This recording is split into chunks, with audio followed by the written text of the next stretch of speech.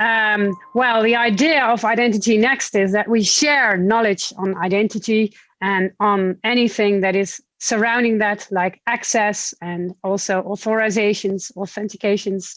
And since we are with these precious, special times with Corona, everyone has to have a lunch, everyone has to have 1 hour break. So let's use that for sharing the knowledge instead of having big events, and just drip some nice lunch break knowledge into everyone's mind for 1 hour. That's the mission of Identity Next, and this is the way we are doing it. And so every week we have a lunch break. Be welcome to join us. As an open and independent platform, we really want to facilitate these type of topics and open discussions. And that's why we try to find interesting speakers as we did today. Today we found the company Styra available. I'm not sure if that's the right pronunciation, Styra. And they are really very advanced in the policy-based authorization granting, and that can be done in many ways. And there's a lot of benefits from that. And Anders Eknert and Gustav Kaiser are willing to share their knowledge on this. So welcome for Styra, and we're going to listen to more information on their OPA, which is the Open Policy Agent. And I'm really eager to hear what they have to say, because what is the difference with ABAC? How does it work? So open the floor to Anders. So welcome. Thanks, Jacoba. All right, I'll start sharing here and we'll see how that works. Okay, continue. So if anyone has a question, you may raise the hand, people, and then switch on your camera and raise a hand. So you're welcome to have questions as well. Okay, can you all see my screen? Yes. Yep. Great. Okay, so the topic of today's talk is the evolution of access control, identity and authorization in distributed systems. So before we proceed, just who am I? I'm Anders. I work as a developer advocate at Styra. Since December, I've been on the other side of the OPA story before that. So I was working for the last 2 years, kind of integrating OPA into a tech stack at another company called Bisnode. And before that, I have a background in identity systems. So I've been working with identity, access control, so on and so forth for the last 6 or 7 years. And when I'm not in front of my computer, I'm a big fan of cooking, food, and football. And you'll find me on Twitter or on GitHub, just my first name and my last name. So enough about me then. Let's see if I can click here. Okay, so the evolution of access control, and really the evolution of our tech systems, has been something like that. We've been moving from this kind of monolith applications to microservices. And as you can see here, the kind of components that are encompass our applications, they're pretty much the same. It's not that much of a difference in that regard. The big difference is, of course, how we communicate between these components. It's network calls rather than function calls. And the two components we're primarily interested in today is, of course, this, and this is, of course, also the topic for ID Next and what you guys are working on. So if we go back here to the monolith and we kind of look at the identity systems that they were using, it would probably look something like this. Since everything is taken care of by the application, the user would naturally authenticate directly with that. So you'd pass your credentials to the app. The app would go to a user database to verify that the user was correct and exists and that the password was right and so on. After that, it would go to a permission store to check that the request was authorized. And it would go and fetch whatever data the user requested. So everything is kind of done by the application. While we move to this distributed application, we move authentication, or we delegate the responsibility to somewhere else. At least that's pretty much the common pattern when you're working with microservices. You rarely see all your services tend to authentication. But up until now, that's pretty much how we've done authorization. We still have all our applications doing authorization, and all our applications do this in code, meaning like our policies are pretty much locked in together with any other kind of business logic we might have. So as we move to microservices, a very naive approach would be something like this. So we still have the user sending in their credentials, and the credentials are then passed around between these services. And each of these services would do a lookup to verify that the user exists and that the user is authorized before eventually landing in the data layer and actually retrieving what the user asked for. Now, of course, as I'm sure you all can see here, this model doesn't scale at all. There's so many networking going on here, and worse is they're all blocking because you can't really do much before you verify that the user is who the user is and whether they're allowed to do what they're trying to do. So there's way too many arrows in this schema. So what can we do to improve there? How can we? Well, we could start looking at these. All these calls to the user database and all these credentials passed around. We'd rather not deal with like raw credentials like passwords in each of our services.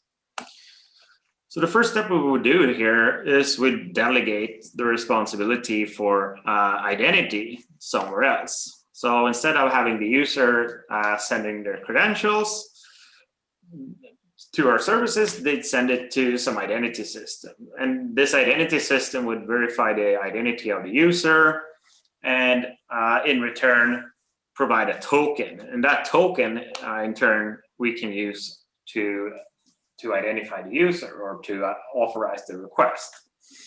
So just by moving the responsibility out here, or delegating the responsibility out, we kind of cut out half of all these requests, all these blocking requests going back and forth to the user database. So, okay, so that's great. We kind of moved out the responsibility of identity from our services, and they can now focus on what they do best, which is, of course, business logic and app logic. Of course, we don't only cater to humans. There's a whole bunch of other devices and clients who wants to access our systems. That could be anything from like IoT devices, cell phones, or programmatic clients. So when we cater for those, we eventually have OAuth. That's pretty much what OAuth does. It describes this protocol for kind of translating an identity into a token and the various flows for doing so. So OAuth defines, as you might know, I'm sure you guys are all working on this already. So I'm going to skip ahead here. But of course, what OAuth does, it describes these flows. Either they're interactive flows for users, or they're non-interactive for our robot friends. And what OAuth doesn't say anything about what a token really is, or what it should look like. That's left to the implementation. And despite being labeled an authorization framework, OAuth doesn't really do much in terms of authorization. It's rather about delegation, which is, of course, this handing over of responsibilities. There are the kind of base concept of scopes, which OAuth provides, is pretty much the only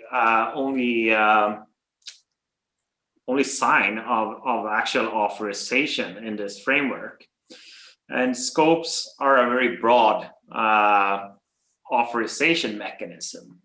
But what scopes do is kind of they narrow down what the purpose of a token might be. So just because you have a key doesn't mean you can open all doors in the world. So a scope is kind of the shape of the key or the token. So by using scopes, we can say that this token is good for use in this application, but not in this other application. If you want to access that, you'll need to come back to the identity system or to the OAuth server, and we'll see about that.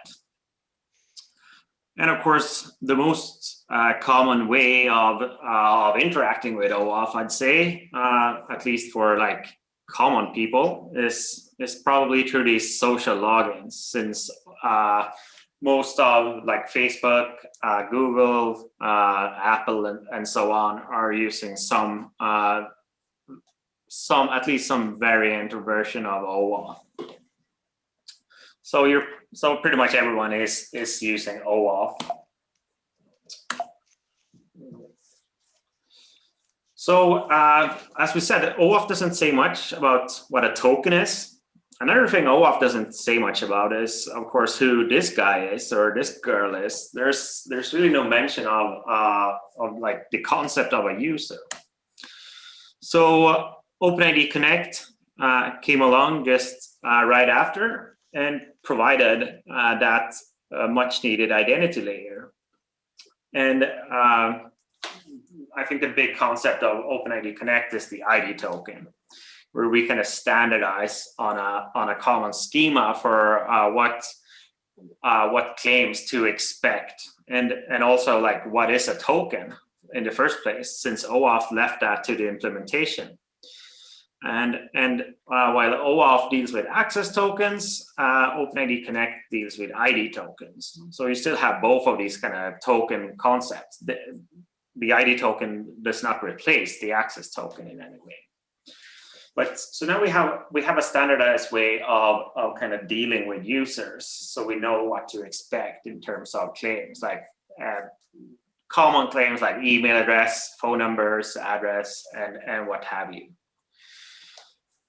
And OAuth also, or sorry, OpenID Connect also added a whole bunch of pretty nice things in terms of metadata and discovery features. Meaning you can just go to an endpoint at the server, a well-known endpoint, to retrieve all the data that you need on this identity system or on this token server. So you get to know where all the endpoints are and what scopes there are to request, and so on and so forth. So it adds a lot of nice things to the whole identity stack. And a lot of these features were also subsequently backported to OAuth. So now you can have all these metadata features and so on, even in kind of pure OAuth, if you so wish. So again, OpenID Connect says something about what a user is. It still doesn't define the access token. There's really no definition of that in OAuth. And again, if we're only using like opaque tokens, let's say we have a token called ABC123. That's the only thing we see there. Our services, they can't know what to do, what to make of that. There's really no user there. There's really no claims or no nothing. So only using opaque tokens would need to do something like this. Each of our services would need to go to the identity system, and they would need to ask is this token valid, and what kind of user or client does it represent? So of course, now we're kind of back where we started. We still have to make all these calls. So what did we really win here? Not much. So of course, opaque tokens, no.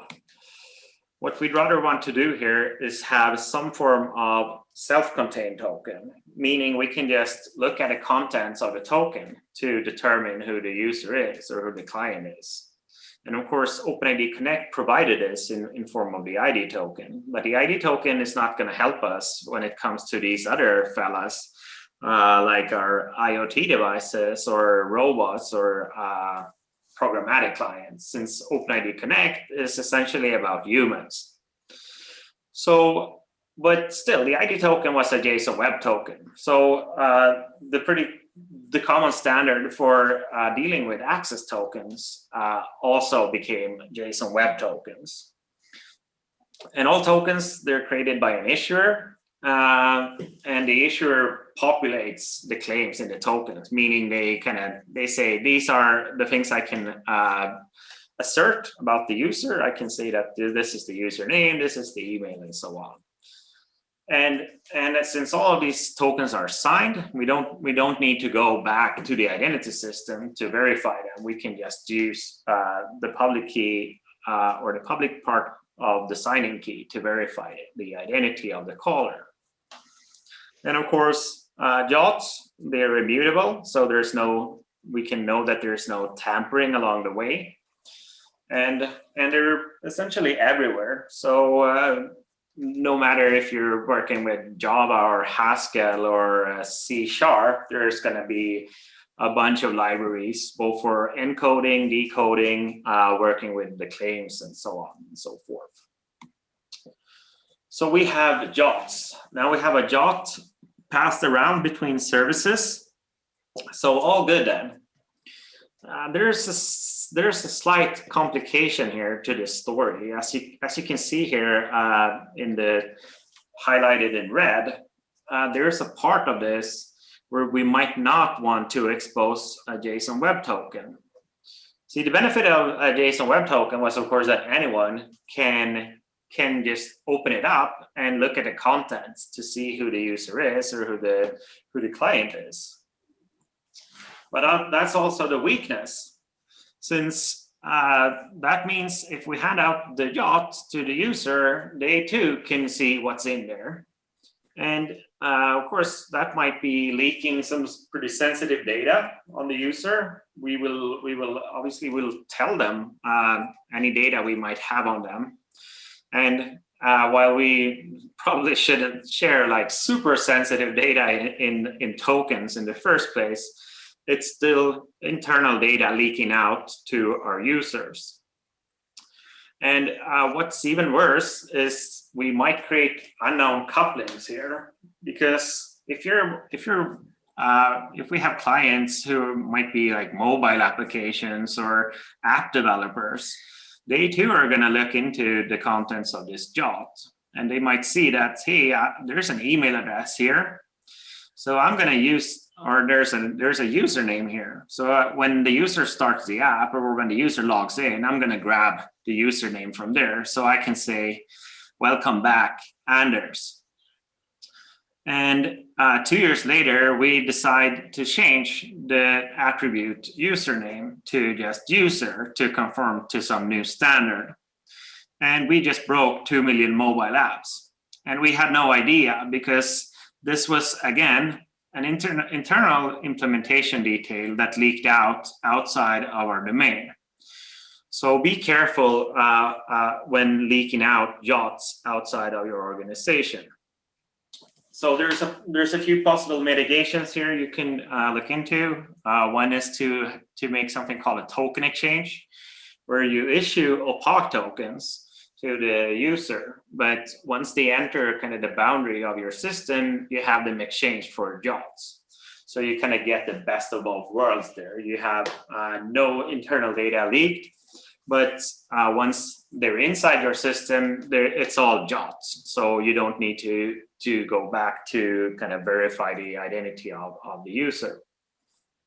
And of course, another simpler approach would be to just limit the data you carry in JOTs.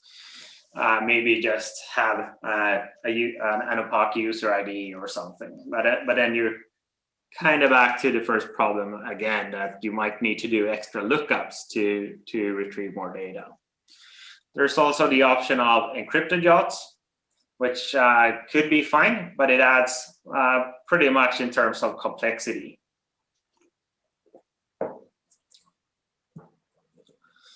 All right, so where are we now? We kind of solved the issue of always having to do these lookups to the user service. But we still have all these arrows to deal with. We still have each service having to do lookups for permissions, because we need to authorize the request. And there's a couple of ways we could solve this. One would be the gateway model. We kind of say authorization is done at kind of the perimeter of our systems. So any requests needs to go through a gateway, and that's where we authorize the request. So any request like following that is just going to assume that any requests has been authorized by the gateway, since all traffic is tunneled through that.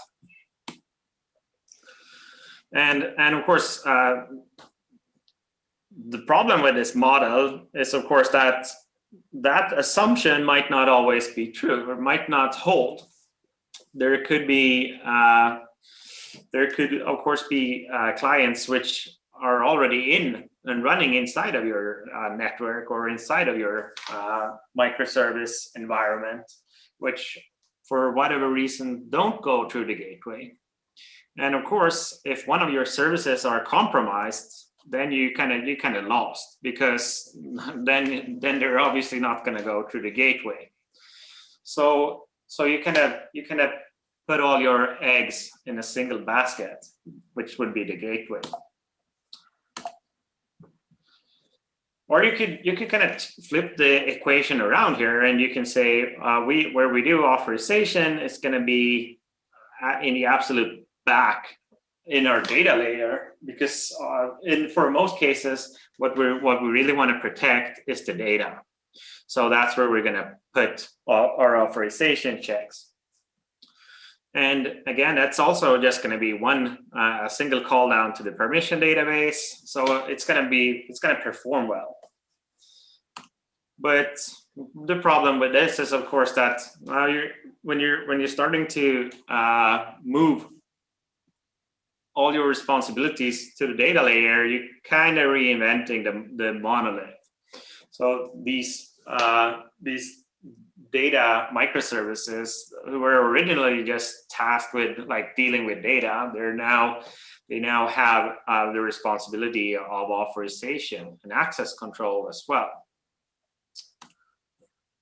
So is there a better model? Yes, there is, and that's pretty much where OPA comes in.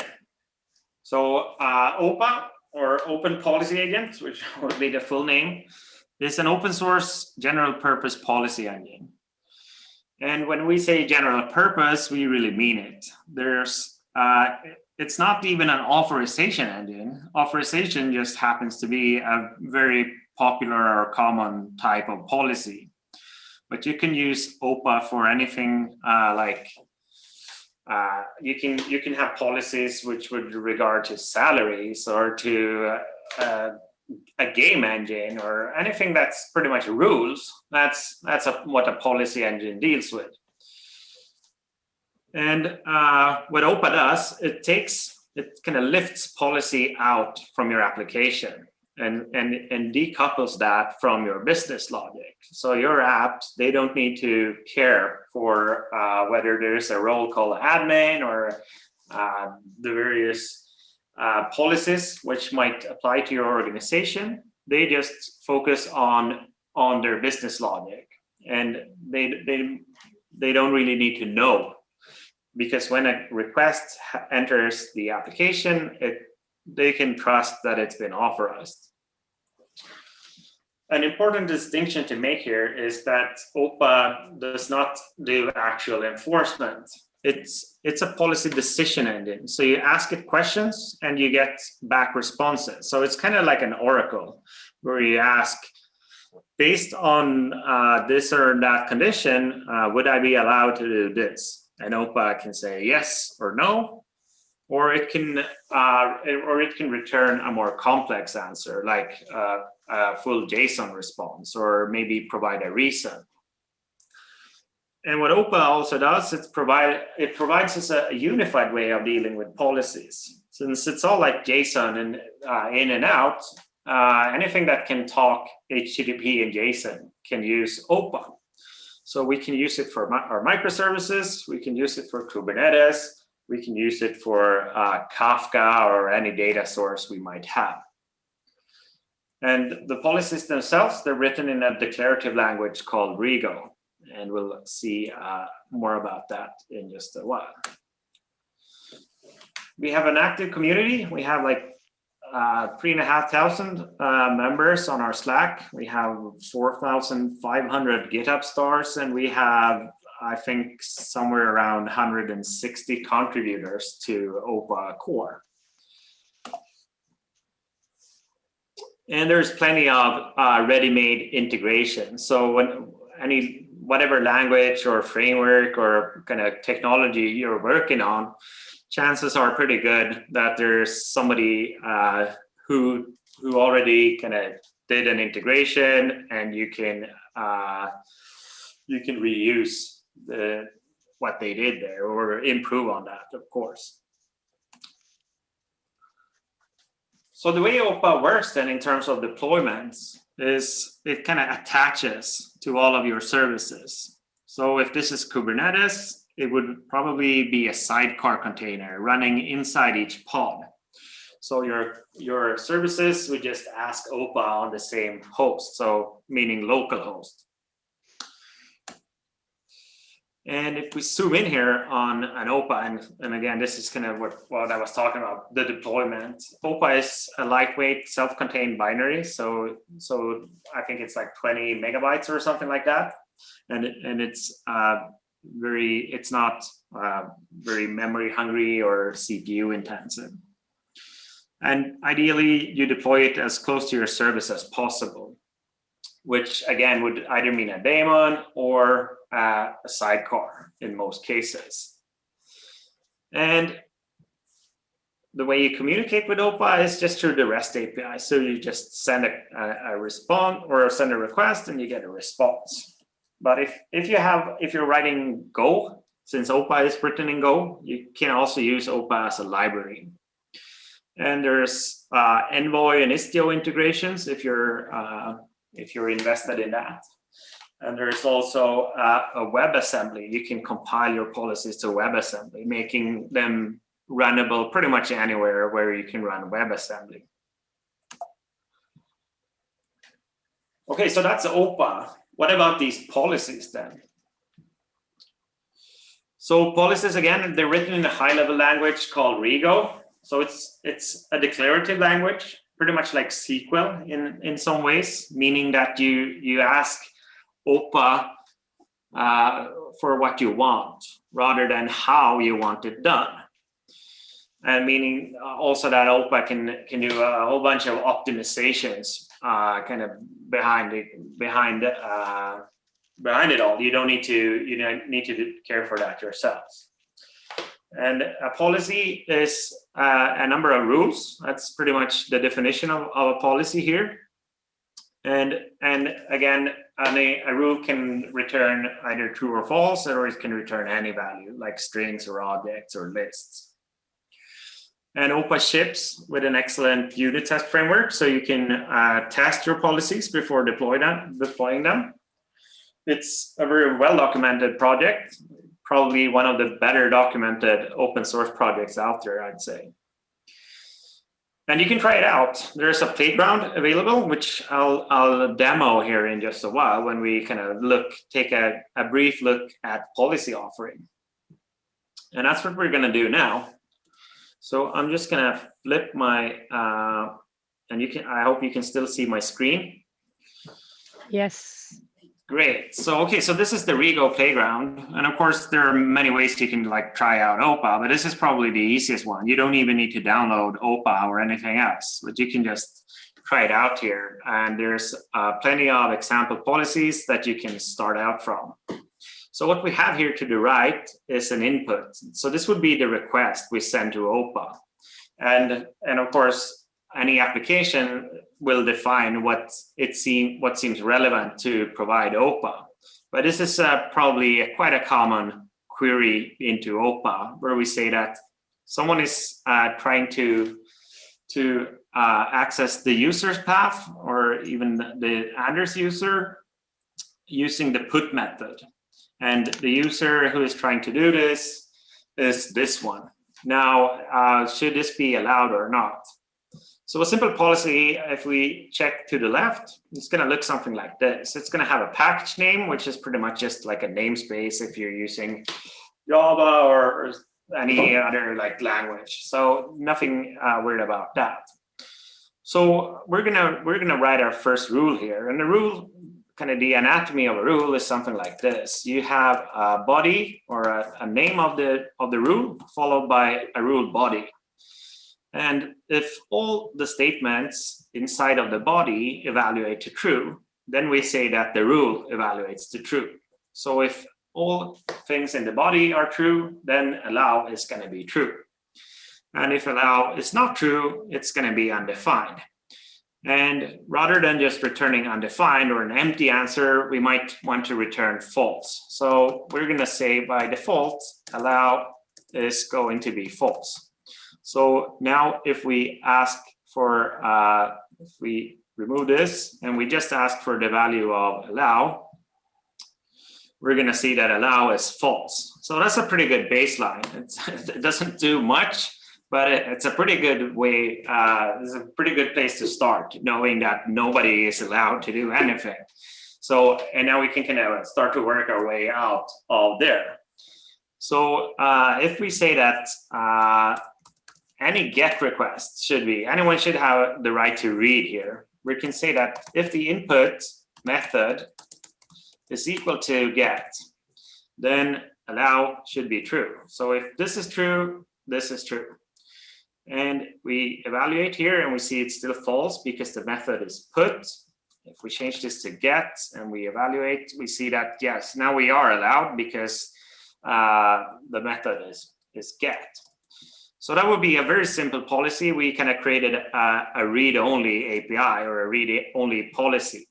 We might want to go a bit further here and say that, and if I wanted to kind of append to this rule, I want to add more conditions, because if I add more statements here, it's going to mean that all of them need to be true in order for allow to be true. But if I'd rather want to have another condition, like an or rather than and, I can just add another rule called allow to.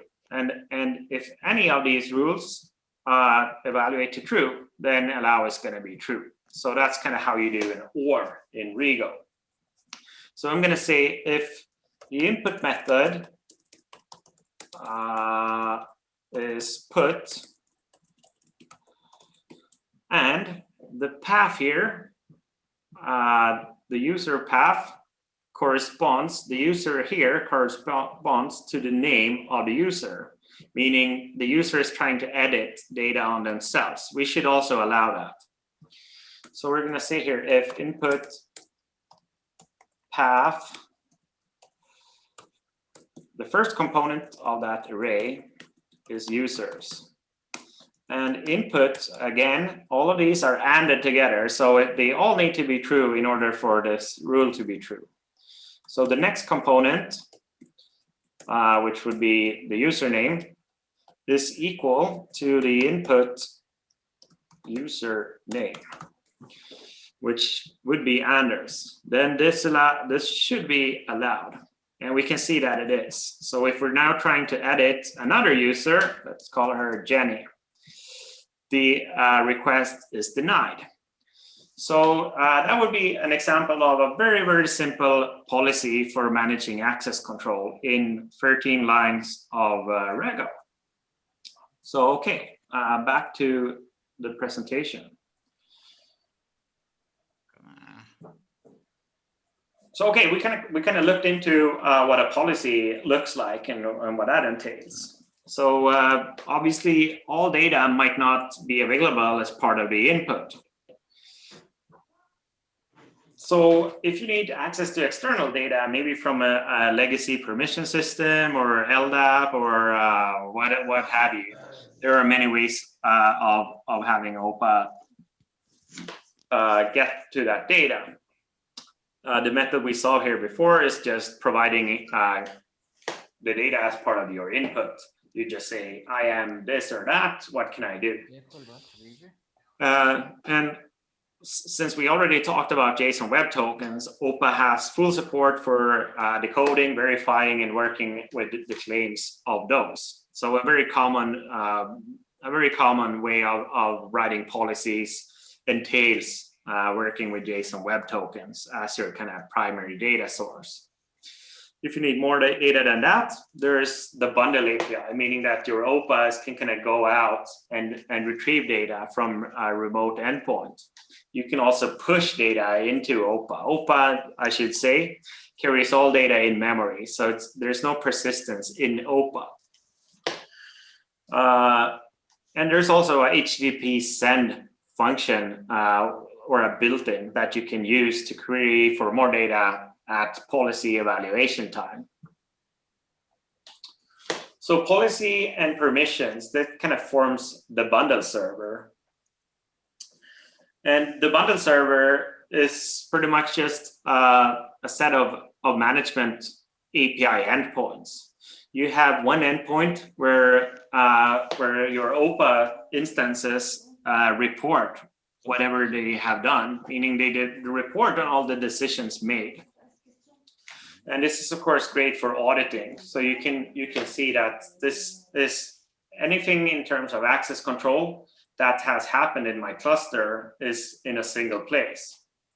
You have the status API where each of your OPA returns its health and how it's doing. So you can easily monitor if there's any issues.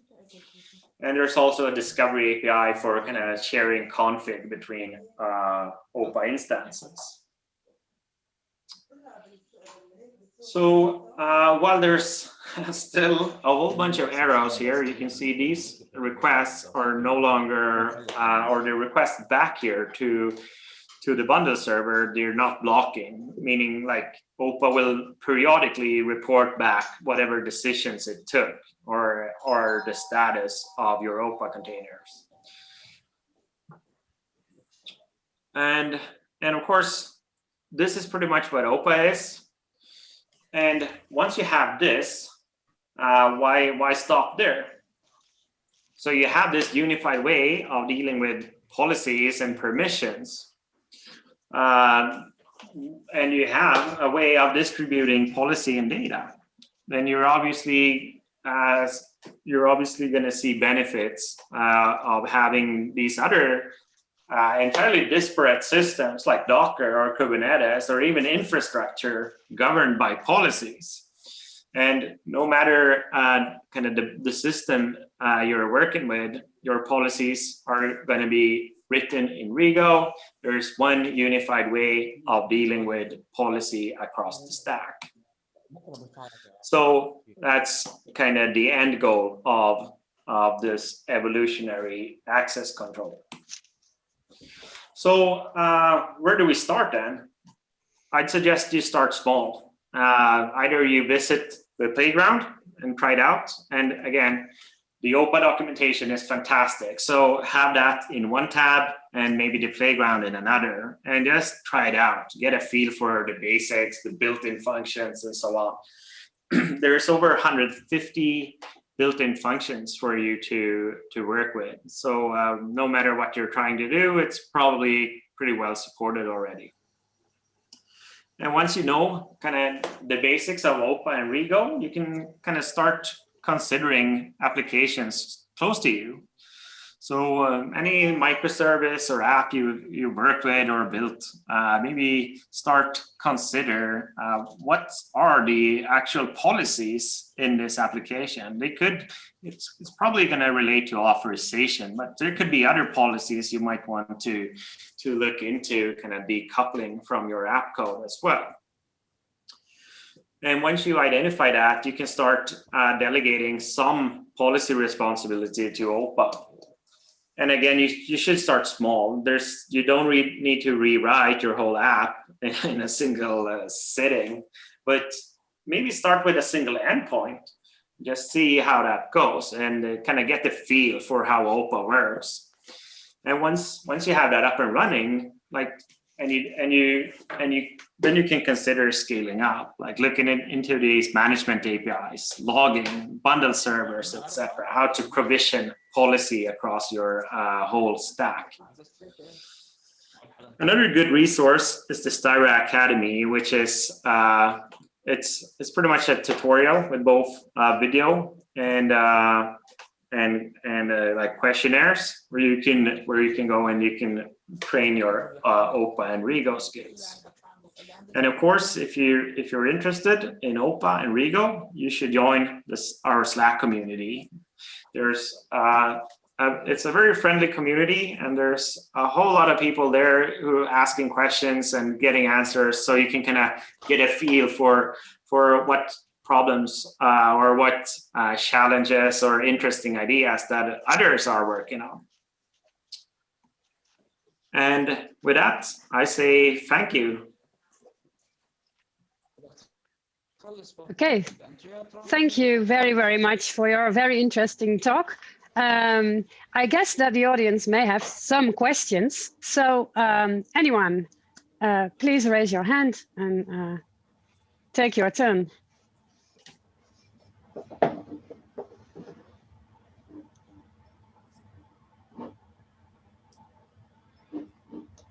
There's no question. No question from the audience. I must have I must have been very clear then. Yeah, but I do have a question.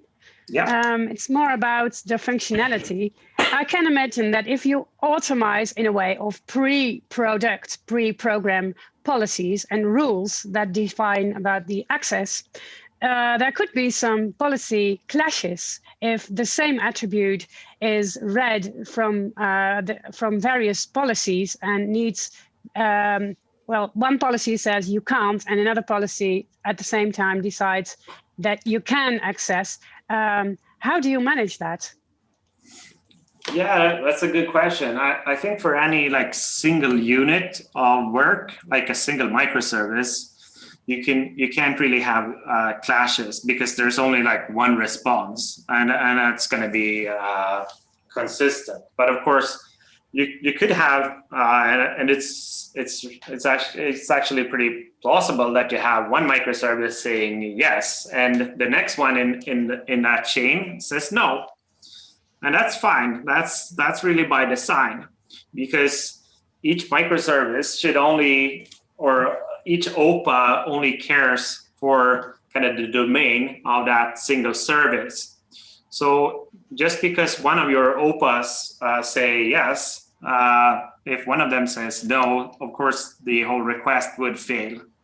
But I think that's fine. Having like a single, if you'd want to avoid that, just having like a huge single OPA dealing with all policy decisions, then you could probably avoid inconsistencies in your responses, but then you'd be back to this kind of big monolith architecture where there's one single unit responsible for that.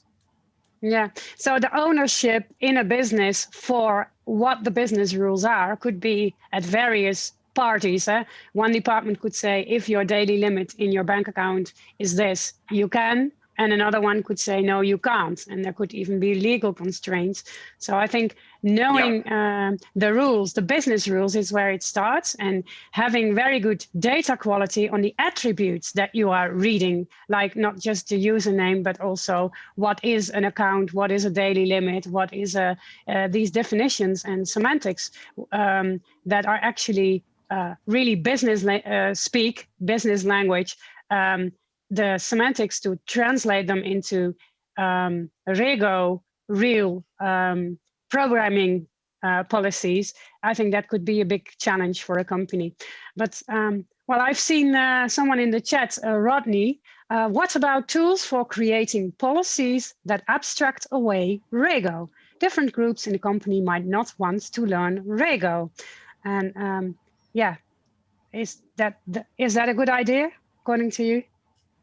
Yeah, sure. It's a pretty common concern. Like, it's learning a new technology, and you might not. The people who are tasked with policy in a company might not even be programmers, so they are not going to want to write Rego. And I think there's many ways of doing that. Either you could have a small group of people who going to learn Rego and help out everybody else. But I know there's work underway from Styra, and I think others as well, in creating things such as policy builders, where you can more have a kind of like a drag and drop approach, or you could define your policy in pretty much like common English. And have that kind of compile into Rego. So moving from natural language to Rego in a transparent way, or intransparent way, let's say, so automized.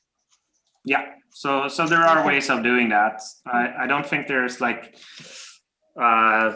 any like reference implementation yet, or an open source one, but I know there are.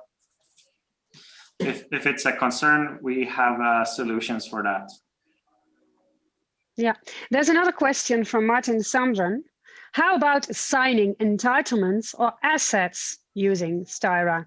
So maybe Martin, you can switch your camera on so we can see you. Yes, yeah. Yeah.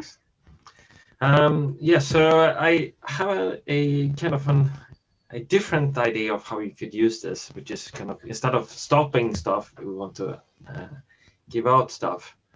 And it's actually not a new idea, because hexaCML has been used for similar things. Was even one project that won an European Identity Conference award for this back in 2013. Is there anyone other than me that is thinking about this? So basically the challenge that we see on an enterprise level is that as more and more assets become pay per user and month, you want to have exactly the right level of license assigned to the right person. And if you have a low level of turnover, obviously you can do this with request-based. If you have a very good data model in your HR system, you can do it with rules-based.